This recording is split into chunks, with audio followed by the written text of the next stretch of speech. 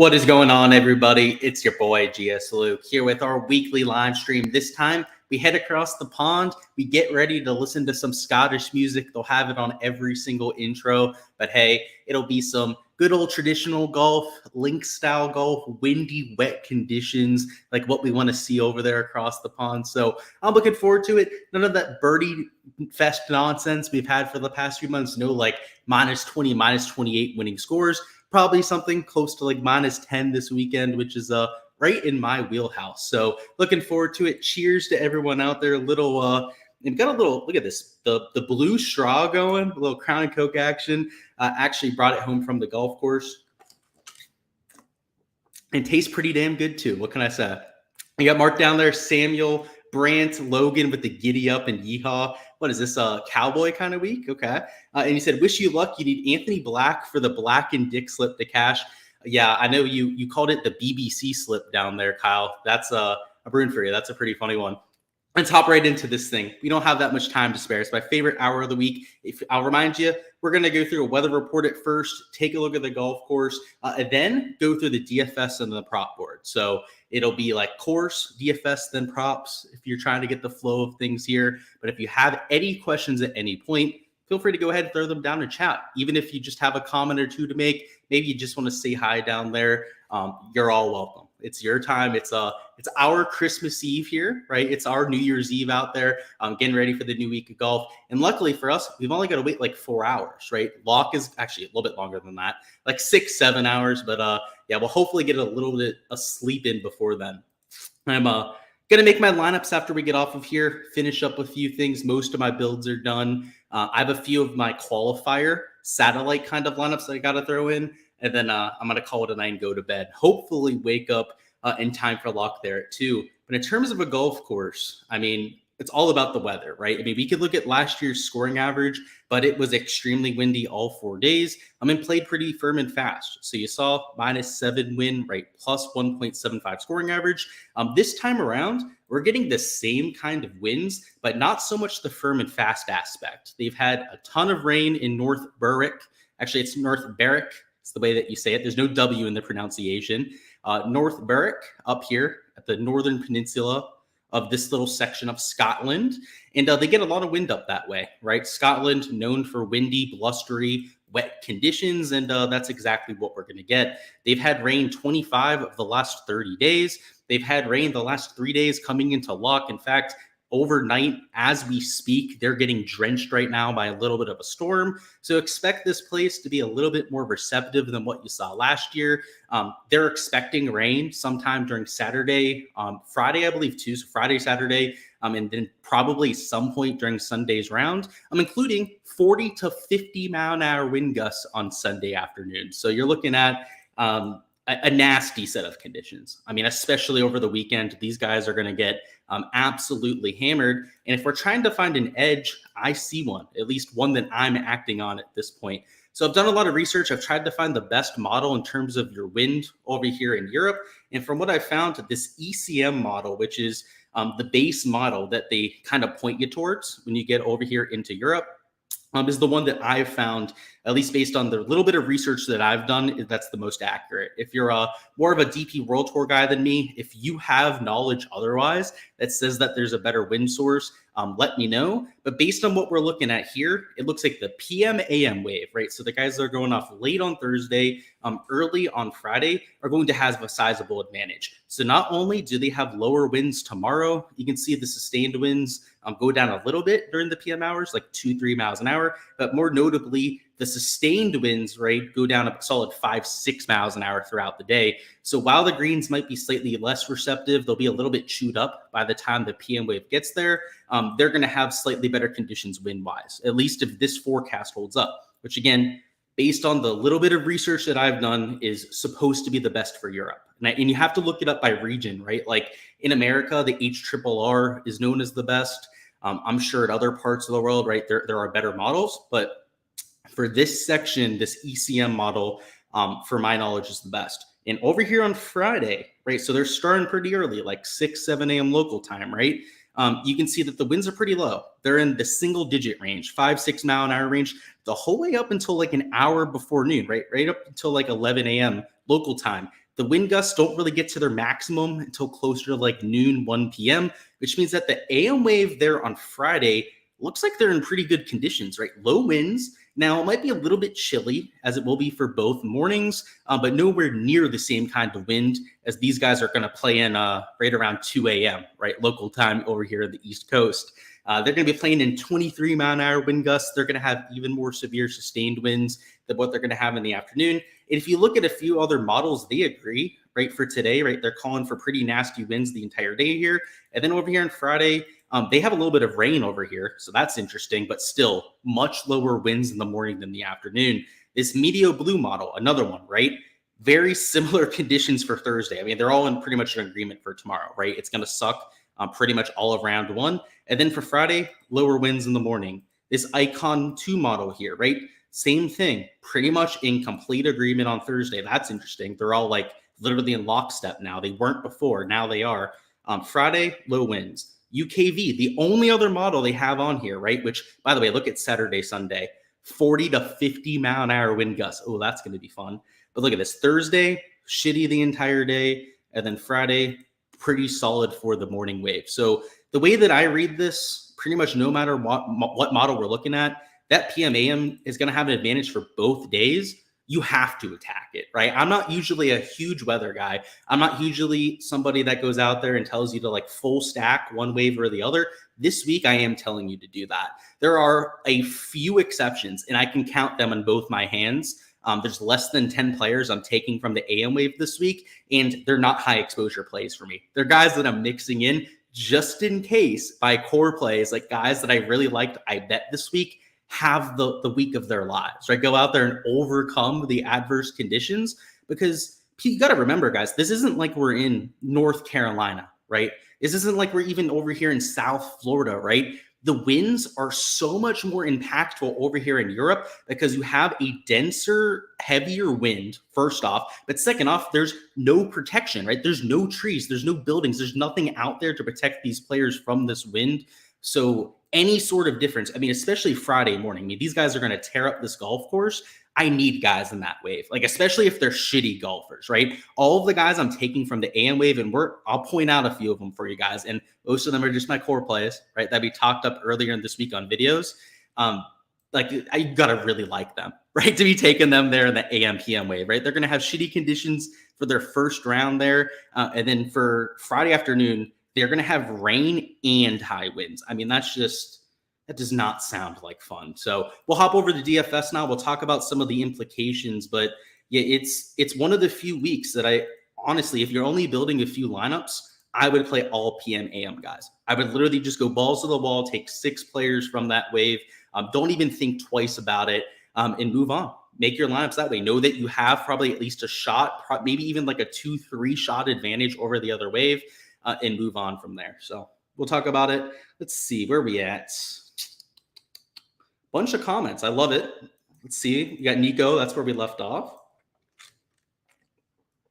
Who knows? They are in the Scotland to land. Yeah, it's a lot to get there. I thought about going to the Open Championship, but just a little bit too late for that for me. Gim or Thigala. I like Thigala. I know Thigala is AM wave, which I don't love. What is Gim? If Gim's PM, I would say go Gim. Yeah, no, Gim's PM wave. PM wave Gim for me. That around the green isn't going to be as sneaky as you thought. Yeah, no, for sure. It's especially over the weekend, you're going to have to get up and down. People that are grinders at major championship type of venues are going to be at an advantage, especially the later in the event that we get. Who are your top 3 European players? I don't know if I have a top 3 off the top of my head, Kevin, but we're going to go through a lot of them here on the stream. So I hate to default on your question like that, but I promise we'll go over a bunch of them for you.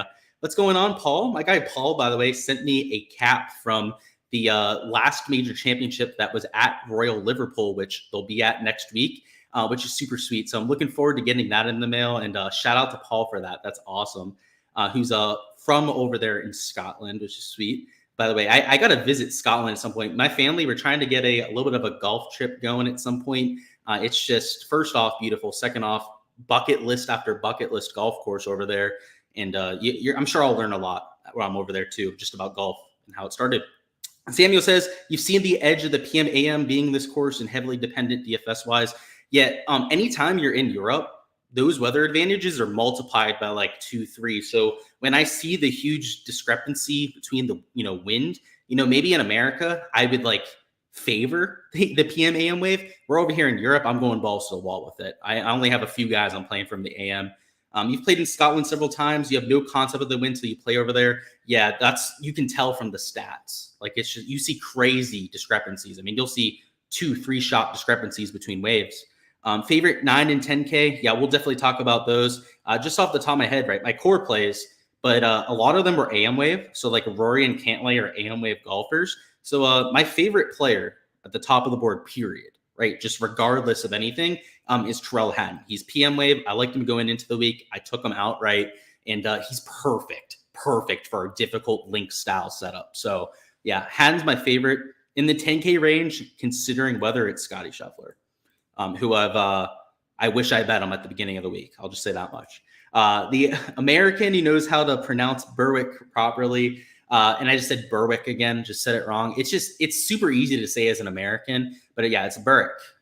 There's no W there. Berwick. God, I'll get it at some point, Paul. Last year, I was completely blind to that. I had a few people pointing out to me. This year, we're trying to make a better on that. Let me guess. Twirl type wins. Yeah, so honestly, South Florida, like people talk about the winds over there in Europe. South Florida ain't no joke either.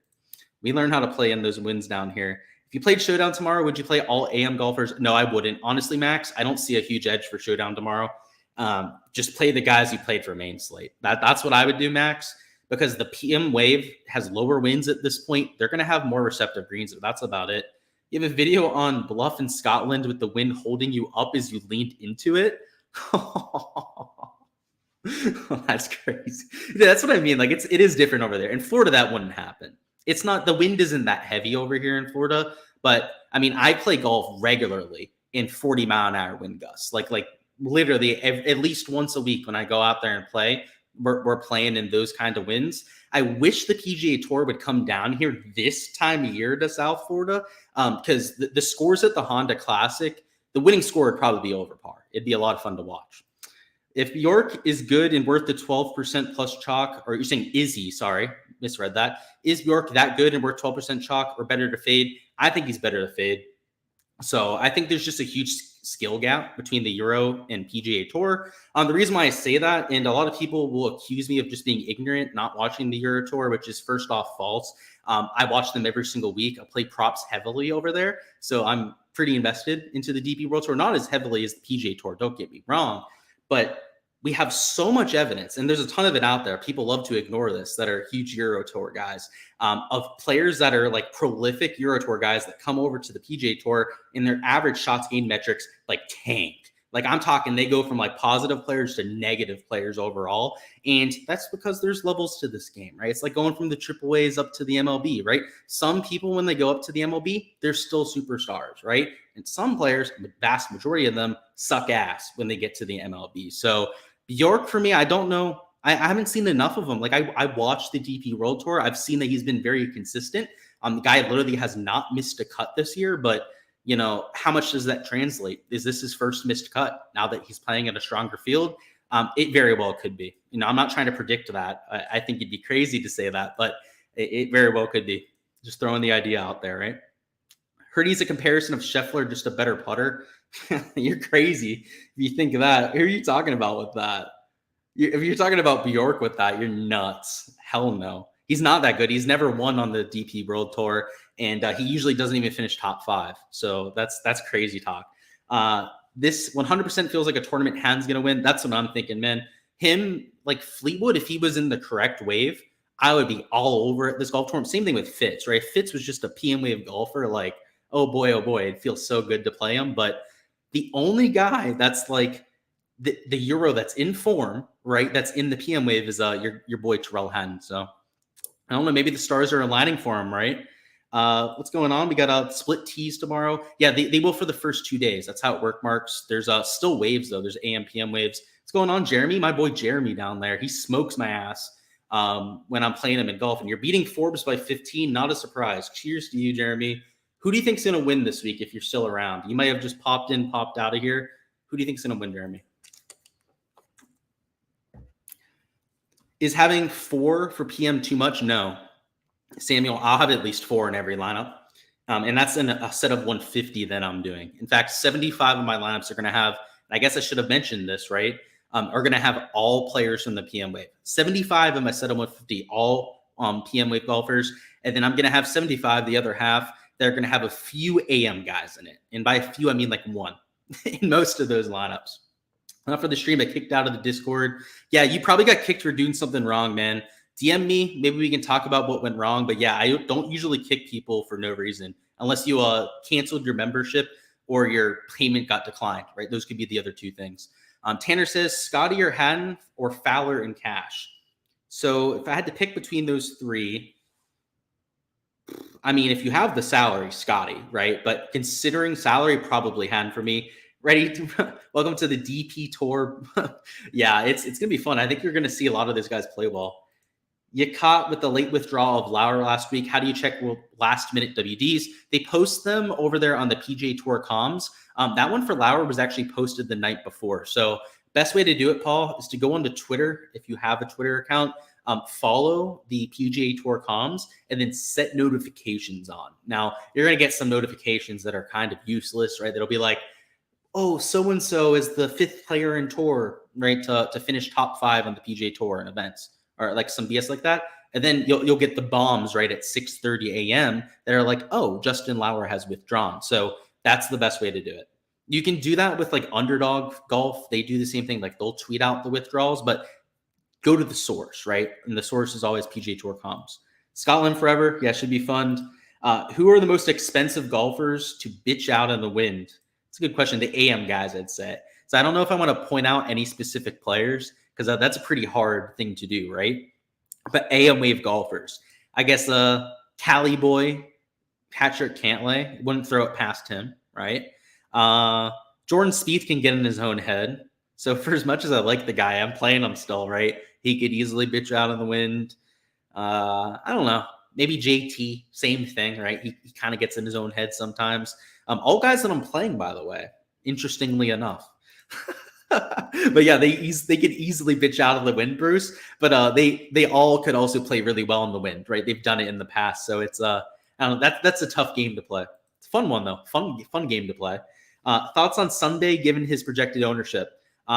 If he was in the PM wave, I'd be all over it. But yeah, he's low owned, so if you're going to take a shot, you could do it. I'm okay with it. Kyle mushing again, seems like it. He said you never mush. Yeah, you're known for that, Eros. Heard you on the Tour Junkie show a couple weeks ago. Good stuff. Am I going to touch prize picks? Absolutely, yeah. So I'll be doing props towards the end. Yeah, it's an interesting board. There's been so many bumps for this week, and a lot of it's going to come down to weather. So yeah, we're going to touch on it. And more so, I'd say Mr. B, I think a lot of the value is gone for round 1. I think a lot of it's moved, but I'll be able to give you a good idea of what to look out for rounds 2 through 4. I'm playing Guido. You like Tiger this week. Oh, that makes sense. I'm with you on Guido, though, Nick. What is Gim's ownership? Let's take a look. I have ownership on here, by the way, guys. It's one of the tabs they didn't black out here. I got him at 5.9%. So, yeah, not too bad, honestly. Jeremy's not winning by 15. Jeremy's -3. You're +5. That is 8. Thank you for setting the record straight. You can finally be in the live stream. Welcome, Damani. What's going on? Thoughts on Kitayama? I think he's a decent play. I have to say he's getting some ownership, though. So you're not going to be the only one that likes Kurt, but I think it makes sense, right? 7.9%. It's not like he's egregious chalk. Played well here last year. He's in the correct wave, too. So, yeah, honestly, I like the play. I would play him, Max. I am. You're about to be 4 under, big dog. What are you playing Osprey Point? Are you guys out there at like Park Ridge or something? Like Park Ridge, 4 under par, I could see it. For 400 Osprey, good shit, bro. What are your thoughts on RCB? So Rafa Cabrera Bello. I haven't looked that much into him. Let me look up how he's even played, bro. I don't even know. I'm going to have to bring up one of my databases and like not even my own, because obviously it's DP World Tour stuff. So I'm going to have to do some research. Give me a second here, Damani. We'll find it. I'll take a sip of my drink while I bring up my database here. That Crown of Coke hits different. All right. So RCB, who hasn't looked that good of late. He's 2 missed cuts coming in, and then like 47th. 2 44th place finishes in a row and then a 40th. I don't know if I can do it. I don't know. Hey, if you're going to take a shot on my boy, feel free, because obviously he's a volatile golfer. He usually kind of snaps out of it out of nowhere, but that's kind of a tough scene. He's in the bad wave. Yeah, that doesn't help either. The form's probably the more worrisome part, honestly. Fowler or Lowry, both late. Yeah, I like both of them. Thoughts on Ryan Fox? Well, wait, I don't love him. I'll just tell you that. But is he PM wave at least? Yeah. You can play him. He's PM wave. I just don't love the ownership. I do think that a lot of people are just like forced. Here's my narrative, okay? So like I like the PMAM guys. You got that down. My next narrative is the Euro Tour guys are overrated, okay? Like there's a utility in taking them. They're used to link style golf courses. Don't get me wrong. But to treat them like they're the same like talent level, if not better than some of these PGA Tour guys, is ludicrous. They're not. We've seen guys like Dietrich come over. We've seen Nikolai Hogard, who's like blowing up the Euro Tour like every week, top fives. We're going to see Bjork come over at some point, right? And he's going to look like a human. He's going to miss cuts. He's going to have like the occasional top 25. And that's the sort of player that people are playing as like chalk. So like to give you an idea, like I'm not trying to pick on any specific player here, but Bjork, I've got it like 12% ownership. That's crazy. He's twice the ownership of Eric Cole. That makes zero sense. You're an absolute donkey if you think that Eric Cole should be higher owned. Again, I'm not trying to call any specific content creators out, but it's like artificial steam. Like these guys are good. They're worth attention, but not as much as that they're getting, right? And Ryan Fox, he's kind of like between tours at this point, right? He's not really committed to either tour playing full time. He's kind of like splitting his time between the two tours. I feel like he's getting more attention than he should be just because he's European. Like I feel like people are throwing in Europeans into lineups just because they can. Like Lucas Herbert, like for some reason is like 10% owned. Like I don't get that one, I guess. Adrian Moronk, 10.5% owned. And then you have guys, I pointed it out with Patrick Rogers, right? He's like 3.8% owned. Like how does that make sense? Patrick Rogers has actually been pretty good this year, very consistent this year, gaining across all 4 stat categories. And he's lower owned than these Euro Tour guys. Like, make it make sense. That I don't understand that. He's been better than them on the respective tour, and he's playing on the better tour. I don't understand that. So that's something I wanted to throw out there. Again, not picking on any specific players, but like that narrative to me is something I'm trying to take advantage of. So I feel like people are giving them too much credit. Don't see many people on Wyndham any love. For whatever reason, Matt, and I told myself after the US Open, I would finally open my eyes and wake up. But I feel like I'm not sold on Wyndham Clark. I don't know. I've been around PGA DFS enough, Matt, where I saw him play like dog shit for like 5 years to where like maybe it's just that I can't get over it. Right? Maybe I'm just like one of those old people who's not willing to get with the new way with things. But yeah, I don't know. I'm a little bit suspect on Wyndham, frankly. Osprey Point, okay. Osprey's easier than Park Ridge. Honestly, no, it's not. Park Ridge has a bunch of short, easy to reach par 5s. I can reach the par 5s in 2. So maybe it's easier for you to play Osprey, but no, easier for me to play Park Ridge. My score is definitely, and I play Osprey more, but I play better at Park Ridge. Thoughts on Hovland? Feels like a solid pivot off of the Haddon ownership. Yeah, I like it too. I don't want to give away my whole pool, guys, but yeah, those PM guys I like a lot, especially if they're in the correct wave. What I think would be the lowest salary I play, it's like 6,500, I think, Sam, maybe 6,400.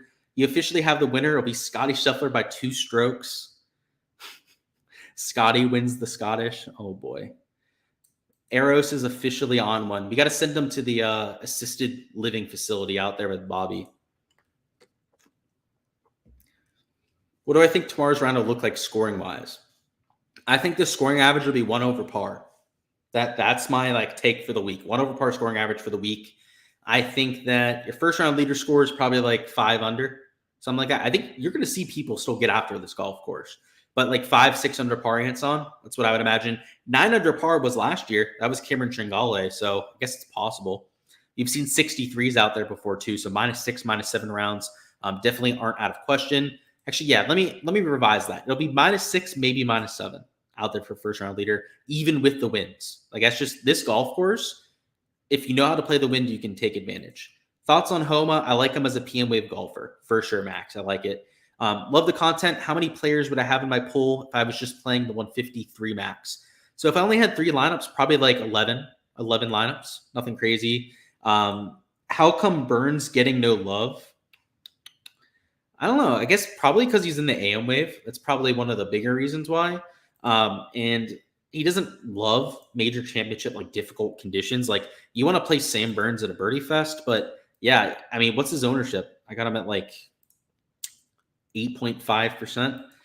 I could see it. That's elite cap. You're saying I haven't played better at Park Ridge? I have. I can reach the par 5. There's 2 drivable par 4s too. Like you can't tell me that's not an easier golf course. It is. You got Scotty over 66.5, Burns, Adam Scott, Wyndham. Yeah, I would say that's value. I liked the value personally, Anson. I didn't fire on that. I easily could have. I fired on the value when they got bumped up to. So guys like Scotty were at 69.5. Sam Burns was up to 71 strokes. Adam Scott was 71 strokes. So I got the other side of it, Anson. I obviously bumped up by 2 strokes. Kind of prefer that one more, but yeah, you got good value, obviously, right? The projection's higher now. No one's talking about Rosner. Shh. Hey, I want to keep it that way because I like him too, Damani. I want to keep it that way, though. Rory is early and Scheffler is late. Yeah, I know. Yep, Scheffler's late. That's why I like him there. Like I said, I have the AM guys that I'm still playing down as AM wave on there. So that's what you see there. You would rather jump off one of those Scotty bluffs than live in an assisted living home with Bobby. Yeah, no, you guys are going to be bunk beds, not even just in the same room, Eros. You guys are going to have bunk beds. So you guys can really get to know each other. So you're trying to do a balance build. You have 2 9Ks and 3 8Ks. Okay. So you need one guy below 6.5. One guy, it's Ross Fisher. He's 6,300 bucks, I think. You could play Ross Fisher and probably get away with it. He's PM wave. He's a good ball striker, from what I understand, from what I've seen over there on the DP World Tour. Ross Fisher would be your guy. And that gives you $200 to work with, too. So what's your reasoning on your pick with Haotong Li? He rarely makes the cut. He's played on the PGA Tour before, been first-round leaders, goes out there, makes a bunch of birdies. He's somebody who on the DP World Tour, even if he hardly makes the cut, he usually outplaces his placement points. So he'll go out there, he'll finish like tied for 40th, but oftentimes he's like a top 15, top 20 fantasy scorer, which on this kind of slate at his price tag, that kind of performance, if he was like, let's say 19th or 20th in fantasy points, is like breaking the slate at that kind of price tag. So it's not so much that he's going to go out there top 5, top 10, right? No one in this 6K range you're expecting that from. If you're playing somebody in the 6K range, you're more so hoping they make the cut, especially the lower parts of the 6K range, and then going out there and making a bunch of birdies. Haotong specifically is an absolute madman. Like in Showdown, he's like one of the best plays that you can possibly get to when it comes to DP World Tour stuff. And when they're setting up like birdie or better matchups on Prize Picks, that sort of thing, they usually match up against some of the best golfers in the field. So that's why he's could be interesting. And Grant Forrest, you're saying, yeah, I'm considering playing him. He's a hometown guy. I'm pretty sure it's his home course, from what I understand. And I know he's a decent player. Right? He's not great on the Euro Tour, but he's decent. So thoughts on a cheap Turan going back across the pond? I like him, actually, Jackson. Like the fact that he's a PM wave golfer. Is a driving distance better than any proximity stat? Is that what you mean by DD? You're going to have to let me know, Samuel. It's his home course. Yes, you mean that with the Forest? Yeah, I thought so. I thought it was his home course. He's what's his price tag? I know he's like unowned. No one's playing him. I can tell you that. What's his price tag? $6,600. PM wave golfer. Yep, I could see it. I could see it with Grant Forrest. I got to say, my boy Haotong, though, isn't he like $6,300? Or is he even cheaper than that? No, he's even cheaper. He's literally $6,000. Dude, we get a made cut out of Haotong Li, you're home free, right? And he's a PM wave golfer. And I don't know. I've been around golf long enough to see this guy do some things. Good old Haotong Li. He's much better than most people think. You'd rather play Michael Kim than Ross Fisher, then play Michael Kim. He's pretty sure he's in the wrong wave. So go ahead, play your guy in the wrong wave, I guess. I don't know. What's his price tag? Is he even down there below $6,300? I guess he's more expensive, by the way. He said $6,500 and cheaper, and he's an AM wave golfer. Yeah, you're a donkey dick. That's a horrible idea. You go ahead and do so, Royal. Not advised by me. Let's just be clear about that. Is it viable to stack AM PM with weather so volatile here? I wouldn't do it. I mean, based on what we're looking at, Bryson, if you stacked AM PM, that's you taking a calculated bet that the projections are wrong, right? And that happens, right? It happens more than it probably should, right? When it comes to these weather advantages.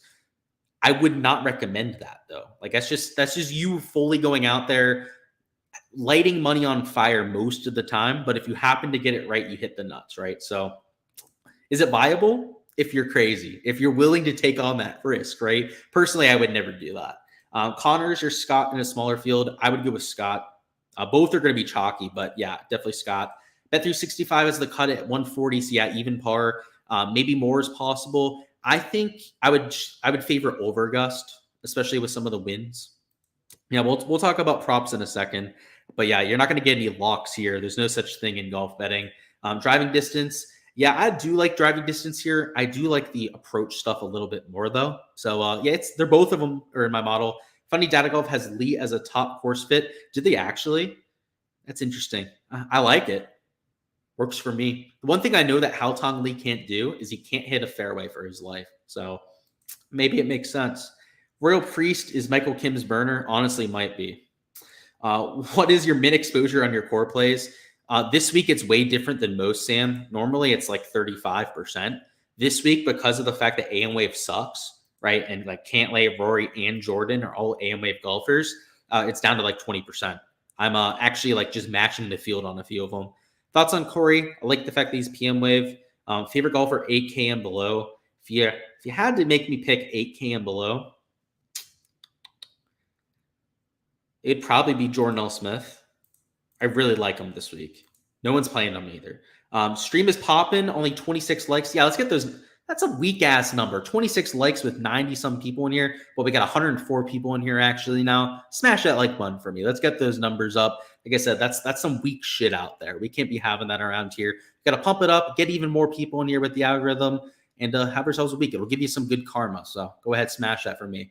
Harley, who's winning? Yeah, I want to know who's winning.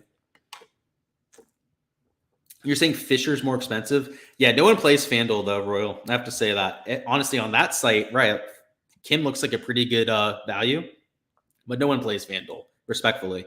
Thoughts on Noren? I love him, Josh. He's one of my sleeper plays, actually, because he's only 6% owned. So, yeah, love him. He tears apart these kind of courses. That's for sure. What do we got going on with our projections? What kinds of bullshit going on? Arnold Palmer. You think he's going to win this week? Who's the? So you're saying Ricky Fowler's going to win, right? The modern Arnold Palmer. Makes sense. Do I think Ross Fisher is capable of making the cut? What's the story on him? Yeah, he could definitely make the cut. He's a good ball striker. He's playing pretty well over there in the Euro Tour. I think a lot of these 6K Euro Tour guys are capable of making the cut. Now, do I think they're going to top 20, top 10? Absolutely not. Last year, Jamie Donaldson was able to finish in the top 5. Which he did that out of nowhere. He's in dog shit form this year, by the way. So don't even think about playing Jamie Donaldson. But yeah, you'll probably see one of those random guys pop. Ross Fisher, the reason why I think a lot of people that follow the DP World Tour are playing him is because he's a ball striker, right? Unlike a lot of the other Euro Tour guys, a lot of them are like around the green or putting base. He's just a pure on ball striker. So I like that. Who are your favorite two between 7 to 7,900? So I would definitely say Jordan L. Smith's one of them, and then probably Noren, honestly, those two. Perfect Harley just took Arnold at plus 2,100. Yep. Gimmer Kitayama for me. Problem with FanDuel, such weak contest. Yeah, and the pricing's dog shit. I mean, like he pointed out, right, that like Michael Kim's less expensive than Fisher. Like that should never happen. That should not be the case. So I can't play over there. The product's kind of dog shit. You felt so good about your lineups, only made 7, but the weather forecast completely blew them. Yeah, that was me this morning too, man.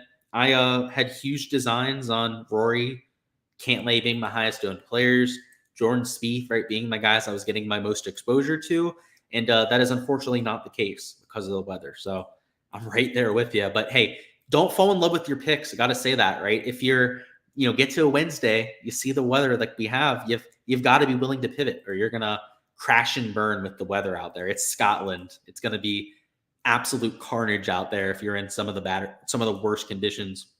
Let's go through some lineup construction stuff. I don't think that much we need to touch on. I think we did a lot of it while we went through our tiers there, but we'll touch on a few things that I want to point out and then hop into some of the prop stuff. So if you've got any sort of DFS question, anything from the fantasy side, go ahead, throw it down in chat right now. I'll get to that before we hop into props because afterwards we're going to be talking I always called it Draftkings. What are we doing here? Prize picks and Underdog. And then hopping on out of here so I can make my lineups. So in terms of lineup construction this week, I think you should mostly take PM guys, but just to show you a sample build with maybe like a few AM guys thrown in. Let's say you started your lineup. Let's go Hovland to start because he's a PM wave guy. Let's throw Lowry in there. Let's throw Ricky Fowler in this lineup. And then down here in like the top of the sevens, I still like Aaron Rye. Like he's kind of proven it in nasty conditions. When he won, the score was 11 under par. It was a par 71 then, so that would have been -7 just like last year. So it's safe to say that it was pretty windy, right, for that version of the DP World Tour. So maybe he can get through that nasty wave there. So we'll throw him in there. I liked JT, so I guess you could throw him there in the AM wave, but it's usually only going to be like one guy, right, that I'm taking from that wave.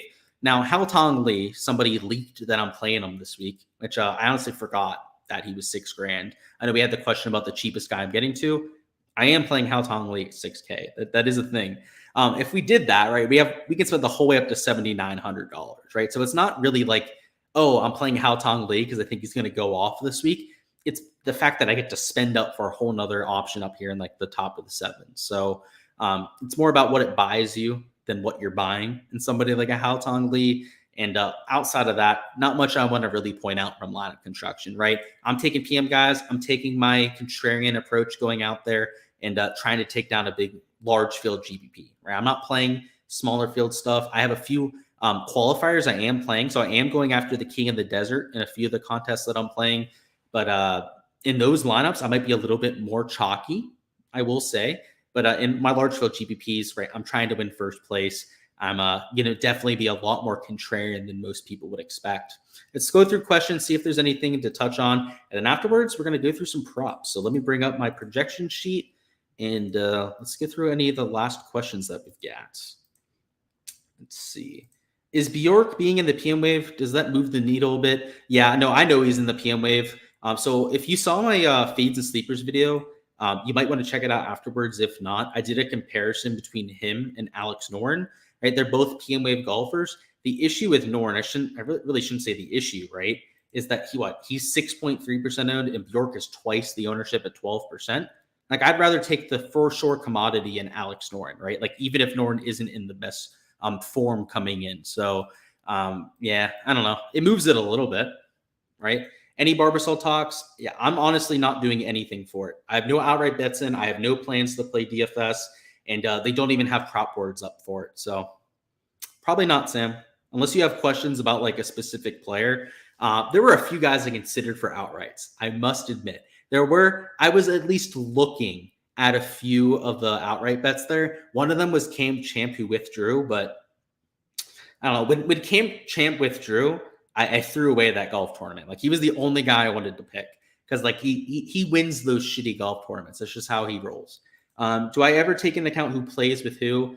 Not really, Robert. I feel like that'd be a lot of work, wouldn't it? But I don't know if you have any like certain narratives you like want to run with, then by all means you could do so. I wouldn't do it for the whole field though, if that makes sense. That's where it would get tough. Maybe for a few decisions you'd use it.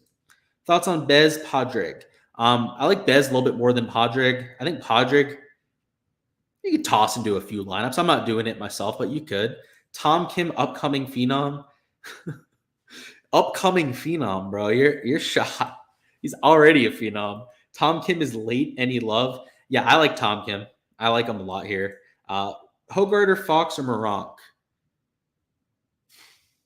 Moronk, I guess. The DP World Tour vets, yeah, I do think they'll have an advantage, RD, but I think you got to play the right ones. Like, Bjork at 12% for me is crazy, but like if we're getting somebody at like 3-4%, like a Rosner, that makes sense, right? So like don't take the chalky ones, take the ones that are like being a little bit overlooked. What contest am I in for King of the Desert? I was looking at a contest, Nick. It's the $150 4 max. I was going to join the one that you were in, and then I looked at entrance and you were in there, and I purposely chose another one so that you don't know who I'm playing. So sorry to burst your bubble there. Reed Johnson says Keith Mitchell or Jordan Smith. Jordan Smith for me, but I like both. Thoughts on Kitayama? I think he's a decent play. Would I favor over or under strokes for PM guys? It depends on the pricing, Logan, because like I have overs and unders. Like that's the issue. At current pricing, probably unders, Logan. But honestly, you should wait for the PM wave, right? You might as well just see how the AM wave is playing and then react to it if you're going to be awake at least. Any thoughts on Kiefer as a sleeper? I could see it. He's a phenom. He is a phenom, but he's like saying it like he's brand new to the tour or something. Like this guy didn't finish top 5 at this event last year and then win the Wyndham Championship in like 2 weeks. Like he's not some like new guy to the block. Like let's not be crazy. Thoughts on Cabrera Bello? I wouldn't touch that. Are you still on Dietrich even with the wave? Kinda. Like I have him like 5% of lineups, Matt. So like I don't have very much anymore. The best on the golf scene. Yep. You joined my Patreon Discord. Still can't answer the Discord. You sent me a few direct messages. I should have gone back to you then, man. So, hey, any messages I get, I definitely get back to. So you might want to send me another one, Andrew. Yeah, because I've gone back to anyone that I have on there. So, Aberg or Rye for me. Just wondering if you're going to go against each other. Yeah, I made sure we weren't because, right, obviously, I'd rather you win that contest and I'd rather win the other contest, right, and go that way rather than go against you. And plus, you kind of know who I'm playing. I feel like that's not fair. I'm sure there are other people in the contest I'm playing in that are in my Patreon, so kind of is what it is.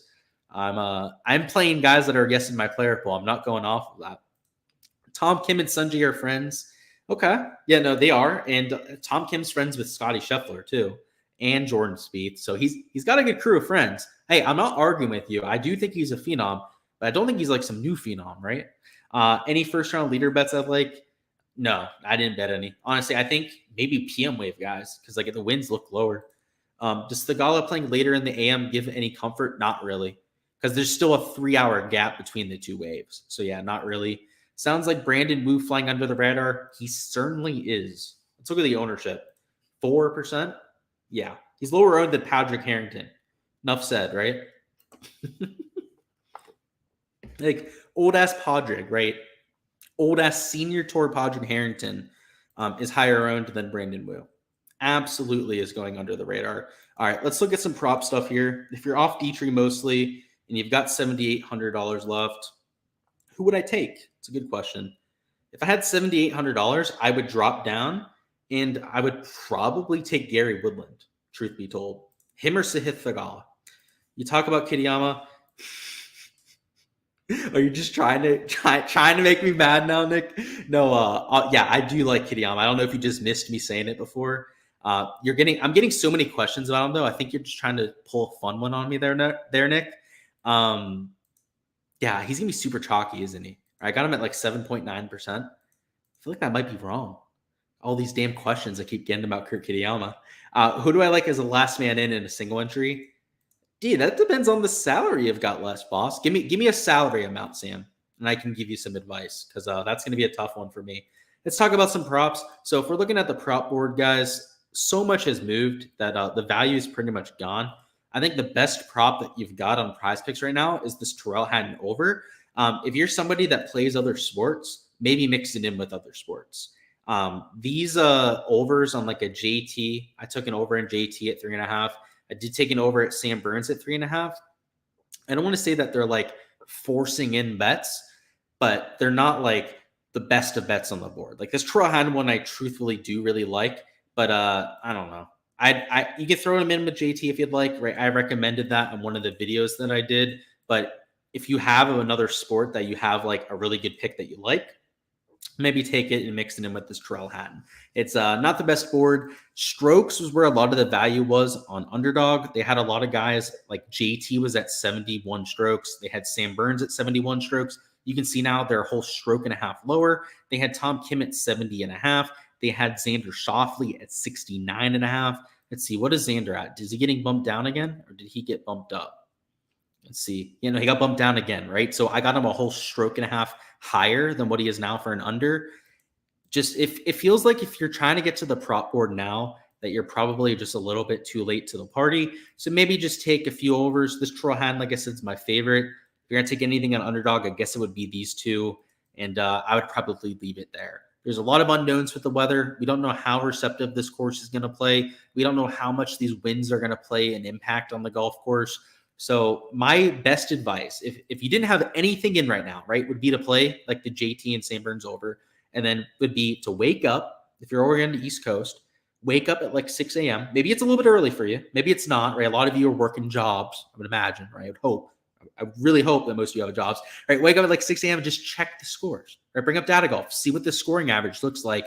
If it's only like even par, or maybe it's even slightly under par, then hammer some of the overs for birdies. Right, go and take some of the PM guys.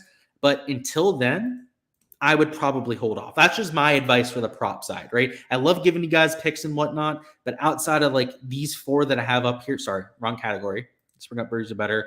I probably wouldn't play very much right now, right? I got a lot of value and I have like a couple thousands of dollars in on props on both sites, but I don't know if I'd throw anything in right now. That's my take on that. Why do I still have hair? That's a good question, Nick. Probably the best question of the entire live stream. It's super annoying now, Nick, too. Like, it's gotten to a point where like the hair is like just driving me nuts. One of these days it's just going to be gone, and it's going to be the best thing that happened to me. Let's just say that much. I love Fleetwood. Birdie better matchup on Prize Picks. Let's see. Yeah, by the way, Nico, you should turn on post notifications. It'll probably help you with that. But you're saying the Tommy BOBM. No idea who he's playing. Let's see. Versus McIntyre. I don't hate that. Don't hate it at all. Robbie Max, right, not a slouch, so I want to give him some respect there, but Tommy's definitely the better player. So, yeah, if you wanted to match that up there with Trohan, you could do that too. No objections from me. Wait, are we nuking Kurt? Yeah. Under 8K, so you're saying for your last man in? Gary Woodland. You paired him with Haddon Birdies. There you go, perfect. Yeah, no greens and fairways is laughable. The Barbasol is probably the most laughable. I mean, we got boards for like Corrales. We got boards for the Puerto Rico Open. We got boards for Euro Tour events last week, right? LPGA events last week. Yet we can't get a sanctioned PGA Tour event over there for the Barbasol. So yeah, kind of laughable if you ask me. And doesn't give us that much to talk about, honestly, guys. Prop wise, there's not much to go through here. This birdie or better board, I agree with almost all of it. Like, I had overs on Jordan Spieth at 3.5. I also had an over at Ricky Fowler at 3.5, but at 4, that makes perfect sense. In fact, over here in Underdog, I had unders at 4.5 on Jordan Spieth, unders at 4.5 on guys like a Ricky Fowler, under 4.5 for a lot of other guys on the board that were at 4.5. So, like, I feel like a lot of the value has been squeezed out. So I don't know. We're not going to talk too much about the props. We're going to go ahead and just end the stream there. So let's see. Any other last second questions? No, looks like we're good to go. Alrighty, guys. I appreciate everyone for stopping by, showing the love as per usual. Smash that like button on the way out of here. I know we were at 26 likes before. I imagine we're at least somewhat past that metric now. But let's go ahead and pump up those numbers, right? None of that weak shit that we had there before. Best of luck out there with your lineups, any outrights, any prize picks, prop slips that you're going with, Underdog stuff over there too. Hopefully we can make it a week. It'll be some middle of the night golf. So live streams we will be doing, but we'll be at a much different time. So let me think. Golf's going to end at like noon Eastern time. We're probably going to have live streams like early afternoon. I would imagine like maybe like 2 p.m. will be when we're going live tomorrow and for rounds 2 through 4. So keep an eye out for that. We'll definitely be going live for those. There's no Live Tour this week. There's no LPGA to my knowledge, or Euro Tour, right? Because we have this combined event. So everything is going to be focused on this side.